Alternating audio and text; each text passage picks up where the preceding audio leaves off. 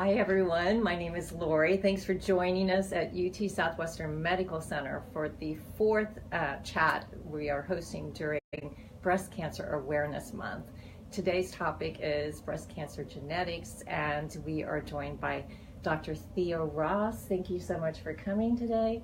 And Dr. Ross is the director of the Cancer Genetics Program here at UT Southwestern. I'd also like to thank Moncrief Cancer Institute in Fort Worth for their support in helping us get the word out about this chat. And you can help us too by liking and sharing this chat, and do go ahead and type in your questions in the comments field as we go along, and we will answer as many questions as we can. If you have any issues with the audio, just try refreshing your browser. Usually helps.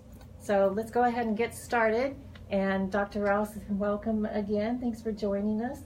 And I'd like to ask you if you could share with us, I know you have a personal connection to cancer, so would you like to tell us a little bit about that? Well, probably the biggest connection is my sister had breast cancer. So she was diagnosed with breast cancer when she was 35, and she died of it when she was 38. So, and quite a family history as well. So that's the cancer genetics connection. Okay. And so how did you get interested in, obviously you have this in your family, but what led you to the study of genetics in particular? Was it an exciting time in the field with a lot going on? Well, I was always interested in genetics. I like genetics because it's concrete. You get a DNA sequence and you can look at it and you can make some conclusions. Okay. And before, the revolution of next generation sequencing, it seemed even more concrete. So I really enjoyed that. But I really got into cancer genetics 6 years ago when I moved to UT Southwestern. So before that, I was just a breast oncologist and had a basic science laboratory, and I was enjoying that too. But when I had the opportunity to come here, run the genetics program, I took it, and then I had to learn about genetics. Okay. And I thought it would be really concrete, but it's turning out to be much more complicated now.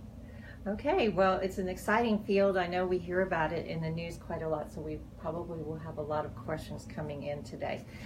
Let's start off with what UT Southwestern has to offer, because I know there's a process here if someone is interested in being tested. Can you kind of walk us through what happens? Well, the most important thing is, you wonder, you ask the question, do I have predisposition to a genetic cancer? And one of the biggest signs is family history. If you have a lot of cancer in your family, maybe it's hereditary, maybe not. If you don't have a lot of cancer in your family, you still may have a cancer genetic predisposition. Depends on the types of cancers, depends on whether your family's communicative, whether your family history is accurate when they do communicate. These are all issues that turn out to be big. But if you're asking that question, the first thing is how do I find out whether or not I have a predisposition to cancer? You can call your local cancer center and say, I'd like to talk to a genetic specialist who can answer this question. Okay. So how often, is this a common thing with cancer? How often is cancer genetic? We just got this question in. Well, that's a good question. We used to think there was, back in the mid-90s, we discovered BRCA1 and BRCA2. So those are the two breast cancer predisposition genes, the most common ones. Okay. But it turns out in the last 20 years, we've added many other genes to that, and there are many more. We have 20,000 genes. We know something about 3,000 of those, and 25 or 30 of those are true cancer predisposition genes. So we say we know for BRCA1 and BRCA2, probably 5 to 10% of cancers, breast cancers, are caused by or associated with those mutations. And then you add another 10% for other genes such as ATM and CHEK2 and PALB2. You can hear other ones. It's an alphabet soup. And then if you look at twin studies and look at identical twins versus fraternal twins and compare their breast cancer incidence, they would estimate maybe 30% have a hereditary component of breast cancers. That's really fascinating, and I'm glad you used the word alphabet soup, because as you were naming those different mutations, I got a little bit lost there. But I have heard about BRCA, and I think probably a lot of us has. Sometimes it's called BRCA, right? Yeah. And I remember there were some stories when Angelina Jolie sort of went public with her decision. And I wonder, is that something that you've noticed, a sort of Angelina Jolie effect, that people asked more questions or became more aware? Oh, yeah. So Angelina Jolie is defined as a previvor, meaning she has not had cancer, but she looked into her family history and she found in her family that there was ovarian cancer and other cancers. She went to her doctor, she had a test, a genetic test, found that she had a BRCA1 mutation. So she's saving the lives of her family members by getting them tested. She saved her own life by having prophylactic surgeries, both a mastectomy as well as oophorectomies. She also has probably saved a lot of other people's lives because she went ahead and wrote 2 very powerful op-eds in the New York Times talking about her own experience, all the different aspects of this. When you find out, what do you do? How do you go forth in your life? Which has completely changed. It changed her life. But basically her message was that knowledge gives you superpowers, or for her, more superpowers. So. Well, knowledge is power, so thank you for saying that. Very effective. I know you feel strongly about that. So, and it's hard to learn that knowledge. Like that, there's fear associated with that knowledge. And one of the things we try to do in cancer genetics is the emotional side. We try to help patients face their fears and have courage to get the test, to explain to them that with knowing about this, you can save your life. That's very powerful, because it is, that was another question that came in, was what kind of things do you do to help people overcome their fears? I understand there's counselors that work here. So do they meet with the patients sort of one-on-one and talk with them? Yeah, the genetic counselors here are not, they're not the kind of counselors you would think of. They don't counsel you based on emotional things. I mean, they are very sensitive. So I've always said that they're geniuses. They have emotional intelligence way beyond what most of us have. Genetic counselors do, but they're not psychologists. What they counsel you on is how that information can help you save yours and your family's life. And just knowing about that and contributing to the research that we're doing, this continuous research, and satisfying our curiosity about what causes these cancers in our families, is something that they communicate very well with patients and answer all your questions, take time. Frequently when you manage, once you find you have a mutation, or if you have a very strong family history, the first thing people do is they get screened a lot, whether it's for breast cancer or colon cancer or kidney cancer, whatever cancer is predisposed in your family or you're predisposed to, there's screening. But there are also these interventions, and they will screen you until you're ready to do an intervention. And they're very patient and helpful. Okay, well, we're getting quite a few questions in, so it's clearly something that a lot of you are interested in. So let's look at some of those. We have a question from Crystal. What about the tests that I can get in the mail? How does that kind of genetic testing differ from what UT Southwestern offers? Well, UT Southwestern doesn't offer this. The genetic tests that we have that are clinical are offered by clinical laboratories. Okay. Laboratories like Invitae and Ambry and Myriad and GeneDx, and I could go on and on. There are some really reputable labs that do clinical tests. And so we at UT Southwestern and other universities see the patients, we talk to them about genetic testing, we talk to them about how, what the test means. And then we'll draw your blood and we'll send the test in a plane off to one of these laboratories, and they will give you a clinical test, and they will test for these gene mutations that can predispose you. The other kind of test, we call those direct-to-consumer tests that you can get in the mail, and you can do a cheek swab and you can send it off.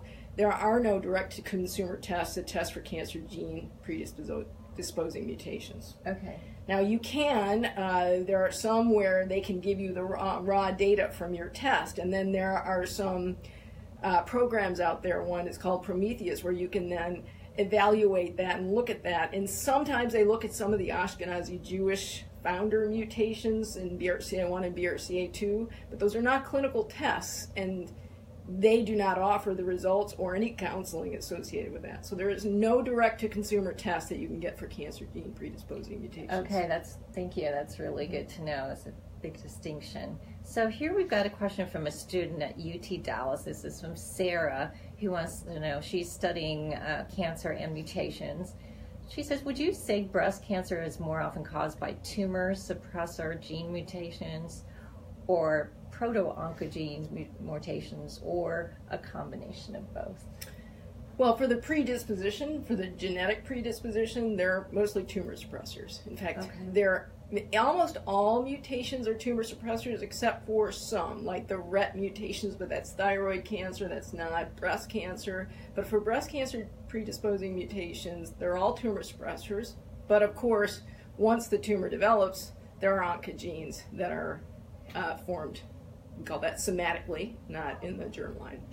Okay, great question, and thank you for that, Sarah. And also, here's a question from Jennifer. Once you lose breast mass with age and through childbearing, how do you tell the difference between a lump and a duct when doing a self-exam?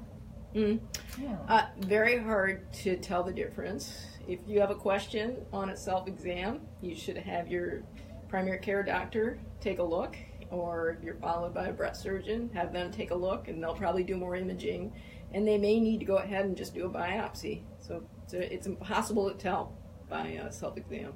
Okay.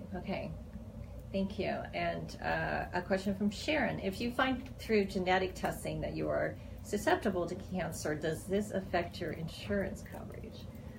That's a common question. The answer is it could. It depends on the type of insurance. So for life insurance and long-term disability insurance, there are no laws that prevent those insurers from, either giving you higher prices or even giving you lower prices if you do something about it. I was talking to one insurance agent who told me that they were thinking that if people tested and they found out that they had a mutation and there were guidelines for what to do with that to keep you healthier and have a longer life, they would give you a better deal, sort of like if you stop smoking. That's pretty radical, but pretty interesting too. Now, when it comes to health insurance, there are laws. There's Genetic Information Non-Discrimination Act that was passed in 2008 to prevent discrimination if you have a mutation. Who knows in our current political situation how long that will last and what will change, but I predict that you'll be pretty safe. Okay, that's good to know about that law out there. Great question. Okay, so we have Catherine, who says her mom was just diagnosed with breast cancer. I'm sorry to hear that, Catherine. She says she has lots of other types of cancer in the family. Mom and sister diagnosed with breast cancer over age 70. And, it's a long question. Sorry, I have to make sure I see the whole question. And so Catherine heard that you don't do genetic testing at that age, but is it important for her and her daughter to do genetic testing? Well, we always like the person who has cancer to be tested if possible. And there are guidelines for, if you have how many people you have in each generation, and those guidelines are changing. And with genetic testing getting cheaper, we are starting to think about whether or not we should just test people who have breast cancer for these predisposing genes. Family history, as I mentioned earlier, is difficult to get at, and it's difficult to have an accurate family history. It's still really important because we want to connect it with all the genes that we find in the genome of our patients. So I don't ever want somebody not to try to get the most accurate family history. But still, even with this, the guidelines may be in a couple years that everybody who gets breast cancer just gets a genetic test. Right now, there's self-pay, and it's cheaper than it used to be. You can get a genetic test, a cancer gene, your doctor can order a test for you that is in the $250 range. And if you're curious and you want to know, I would do it. Okay. Well, that's interesting to think that it could become standard practice at some point. Yeah. It's very interesting. Okay, so we have a question from Susanna, who says this is a very, very timely discussion we're having today. She has a question about, besides BRCA1, she also has a hereditary heart condition. So, interesting question. She wants to know, in your opinion, is there any link between cancer and cardiac genes? and how they might be related, and does it pose an additional risk for a BRCA1 patient if they have that kind of cardiac gene condition? That's a fun, interesting research question. There is a link. People are starting to talk about the connection between, the heart disease and inflammation, and how inflammation influences cancer, influences heart disease. I was just at a meeting and they were discussing using some of these immunotherapies we use in cancer for heart conditions. And so there are biologic pathways that they share in common, but this is a pure research question. I have no idea what your genes are that would interact, but it sure is interesting, and you should be a research subject. Okay. Yeah, that sounds like a fascinating area. Great question. Yeah. So tell us a little, because you mentioned a couple times about family history being difficult to find, and what are some of the factors that makes it difficult? Well, I think in the past, and probably still today, people don't like to talk about their illnesses. Sure. It used to be if you had breast cancer, you would get a mastectomy, nobody would know about it, and if you survived, nobody would know. If you died, people would know, and even then they may not know that you died of your breast cancer, or maybe they would say you died of lung cancer. There are many, many studies out there showing that the types of cancers that people have are also in question. It's just a matter of how do you sort it all out. If you have tumors in your lung, is that lung cancer or is that from the colon? That kind of thing. So not only secrecy, but ignorance and just not wanting to talk about these things. It's tough. These are hard conversations to have. And I suppose for some families, they may be out of touch with family members. Oh, or every they might family. Be deceased. I mean, there's 1 in 99 family, or not 1 in 100 families are not dysfunctional and talk about everything, right? So everybody's dysfunctional, and it's hard to talk. And we are dispersed more, but I still think even when we were closer together, we didn't talk. Hard conversations. It is a hard conversation. Do you have any tips on how to maybe initiate that conversation? It sounds like, obviously we're getting closer to the holidays where people might be gathering with their families. Maybe that's an opportunity in some way. Well, sometimes it's good just to confront people and say, I'm trying to get a family history. I'm just collecting all the information in the family. It's a great time now. We're sitting around the Thanksgiving dinner. Instead of arguing about politics, why don't we talk about what you know about our history and see if it all correlates? I don't know. You can have all kinds of creative ideas. You got to get creative. Getting people drunk doesn't work frequently because they remember things the wrong way, but some people advocate that. And, whatever it takes, it's very emotional and it tough. Is emotional, so it means getting people and to it takes time, and I think being aware that the first piece of information you get is probably the most powerful information, and that's a problem.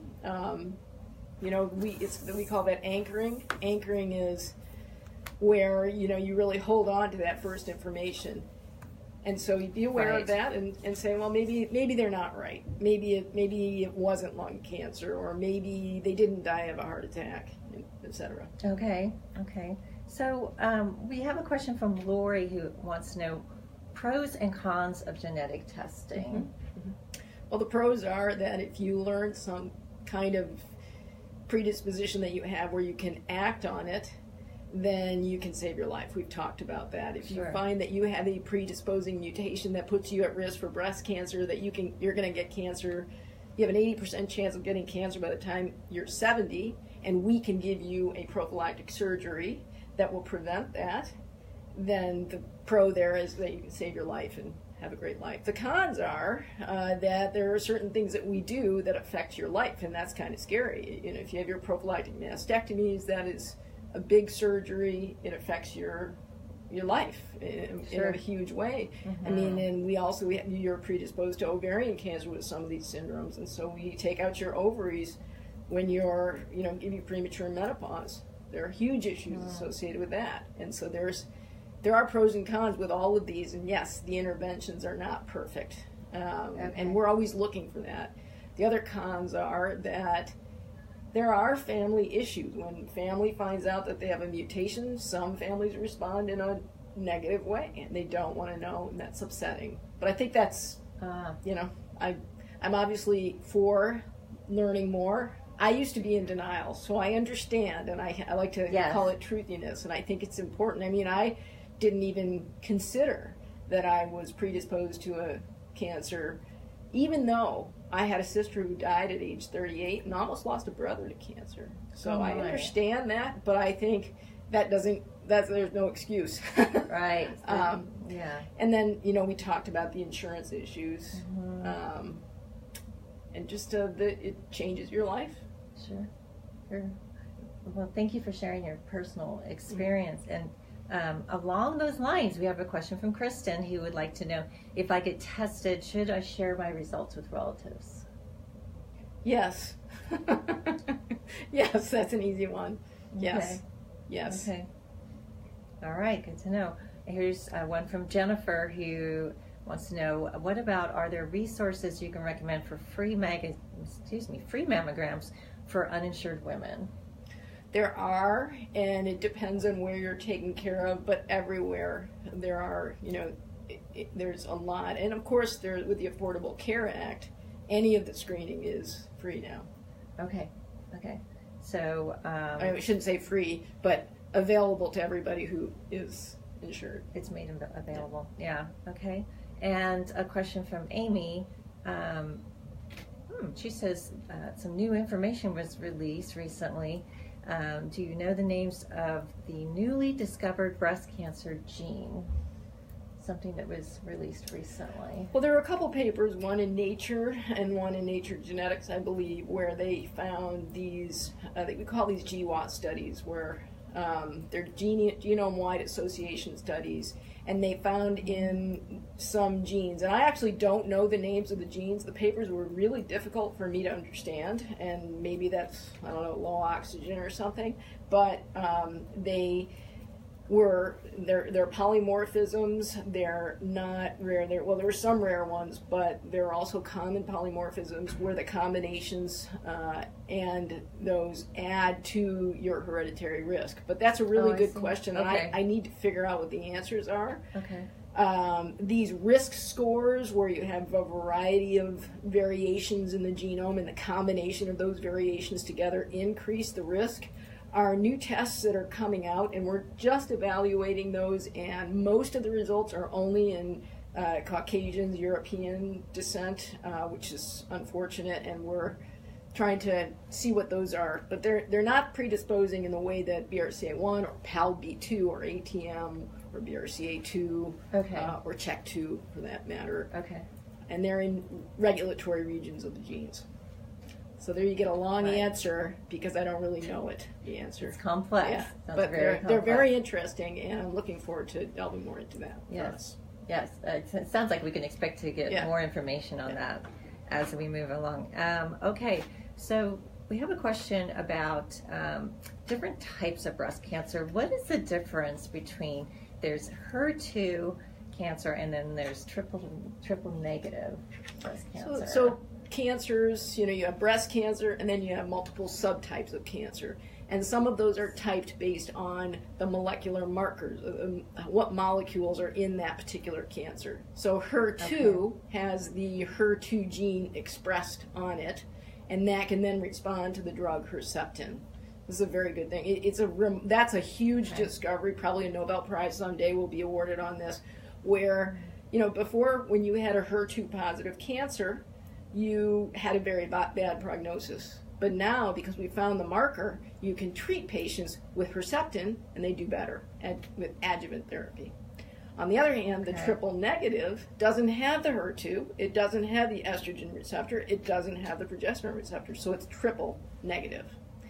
And therefore, we don't have right now a good target. We have several candidate targets that we're trying to therapeutically hit, but at this point we don't have that. So they're just different subtypes of cancer. They could even be in a different organ for that matter. Okay, thank you. It's good to know, to get some clarification on the different types of breast cancer, because sometimes we think of it as one thing. It's not. And it's many types. It's many different types. Okay, well, at this point, I'd just like to remind everybody to keep liking and sharing this post with your friends, and do add your questions. We've had quite a few great questions today, and we have just a few more minutes, so let's see here. We've got another one from Sarah. She says, if you are predisposed to cancer, what's the probability of actually having cancer in the future? Well, it depends on the gene mutation, and it depends on your family history. So even if you, let's just say you have a PALB2 mutation, if that's a really neat new gene, or not that new, it really came to the forefront in 2014. If you have a family history of breast cancer, the risk can be as high as that we see for BRCA2, meaning it can be, you can have a 50% chance of having breast cancer in your lifetime, if you have a family history. If you have a large family and they have the mutation and they don't have breast cancer, then your risk is lower. So there's a spread from 30 to 60%, depending on your family history. Okay. And then other genes, you have the same thing. So it really depends on the gene and the family history. Okay, well, that's a really interesting question. Thank you so much. And since we're talking about family, I did want to mention something that's come up in our discussions. What about the men in the family? Can they carry this gene? Can they be affected? Yes, the men in the family. And these genes is so interesting. These genes can predispose them to prostate cancer, can predispose them, of course, to colon cancer. The CHEK2 gene predisposes to colon cancer. The BRCA1 and BRCA2 predisposed to prostate cancer, and that's huge. And of course, they can pass this on to their sons and their daughters. Okay. And yes, they can get breast cancer even. They can, it's still a very low chance compared to women, but they can get breast cancer. So men need to be tested and need to know about this and need to think about this. Okay. All right, thank you very much. And we have a question from Erin who wants to know, she says she's got the BRCA1 mutations and she had a mastectomy. When her results came in, it said that she was negative for cancer but had many pearls. What do they mean by pearls? I don't know. Okay. That's pearls. Mm-hmm. There's pearls around your neck. Uh-huh. You have some pearls. But pearls. Might need to check with her oncologist about that. I wish I knew that, but yeah. I don't know what pearl would. Okay. Yeah. Okay. Thank you. And another insurance question. So that's a popular topic here. Susan says she is CHEK2 positive and she was diagnosed with invasive breast cancer, and insurance covered her genetic testing and MRI. She was 60, and then her daughter, who is only 22, did the genetic test, and she was also positive for CHEK2, and insurance did not cover her testing. So it sounds like there was a difference there But we know who. So she had the CHEK2 mutation, so she must have been tested. Yes. Maybe insurance wasn't paying for something else? Insurance did not cover her testing or mammogram, but covered her MRI. Yes, so because of her age, we don't give mammograms to individuals under the age of 30 because of the radiation. Oh, I see. So insurance would not pay for a mammogram under that age just because it's not indicated. Okay. You would do an MRI. Okay, then thank you. That's a really good clarification. All right, so we're starting to get a little bit low on time, but I think we probably still have a few more questions here. How likely is it that that I might get breast cancer just because I have it in my family?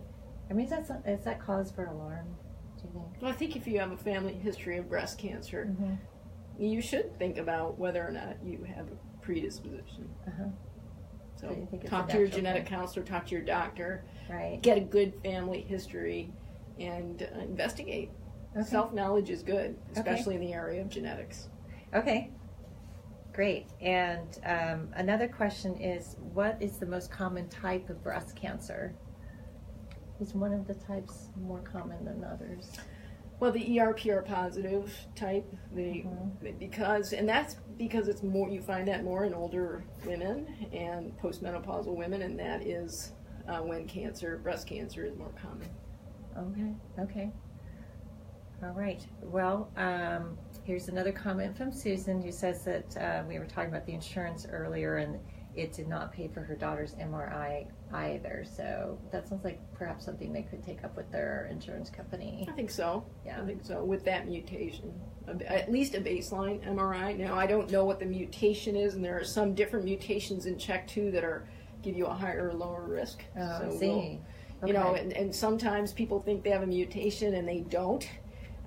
Sometimes physicians think their patient has a mutation and they don't, and that's really important. And there are issues there that's with our more complicated genetics. We have these variants of undetermined significance that are reported, or put on your reports. So that's another issue. I guess I'd have to see the details to know. Yeah, thank you. Okay, so a question from Sarah, who would like to know, is there such a thing where the mutations are dormant? Dormant mutations? Well, all mutations are dormant until you lose the other allele, and so these are tumor suppressor genes, and so we think that you're fine until you have two alleles, so you have a chromosome from mom and a chromosome from dad that have your different alleles, so you have two copies of each gene. Okay. And when the other copy goes bad, that's when we think the cancer's process starts. And so until that other allele is lost, you are dormant. You are dormant until something But that's happens. a good question. I've never heard that term before, but yes. Yeah, good. Thank you. Okay, so another question is, sometimes we hear the term aggressive breast cancer, and this is actually the last one we can take today. So how would you define aggressive breast cancer? It's all about action. So if the cancer has metastasized, you can be sure it was an aggressive breast cancer. Okay. But there are markers, and we talked about the triple negative. We don't have an ability to treat it, and so it's aggressive in the sense that we can't treat it in a way that we feel confident with. But it itself is considered an aggressive tumor. Okay. Whether or not the lymph nodes are positive, if it's not metastatic, is also an indication of aggressivity, if that's a word. So there are just, yes, and if it's proliferating a lot and it's invasive, of course, it's more aggressive. It would be considered more aggressive. It's a spectrum of how aggressive it is. Right. Okay, well, we want to thank you again for joining us today, and thank you for being here and listening to Dr. Ross, our Director of Cancer Genetics. I want to encourage everyone to join us next Wednesday at 2 p.m. We'll be talking with Dr. John Mansour about pancreatic cancer. So thank you so much for joining us.